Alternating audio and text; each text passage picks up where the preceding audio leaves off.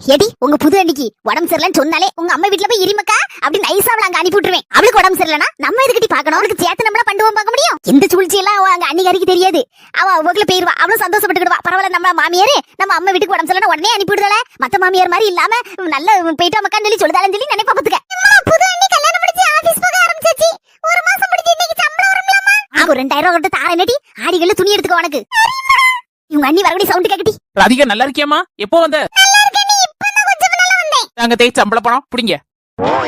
என்ன மரமல சம்பளம் நிறைய சொன்ன, ஆனா பணம் கொஞ்சம் தான் இருக்கும் போல இருக்கு. ஆமா தேய், பாதி சம்பளம் தான் இருக்கும். பாதி சம்பளத்தை எங்க அம்மைக்கு அக்கவுண்ட்டுக்கு அனுப்பிட்டேன் தேய்.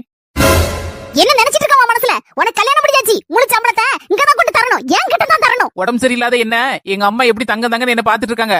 படிக்க வச்சிருக்காங்க, சும்மா ஒண்ணு இல்ல. ஒத்த பைசா நீங்க செலவழிச்சிருப்பீங்களா படிக்க வைக்கிறதுக்கு? அந்த நன்றி கடனுக்காது நான் பாதி சம்பளத்தை கொடுப்பேன். இத கேட்டதுக்கு யாருக்கு இந்த வீட்டை ரூல்ஸ் கிடையாது.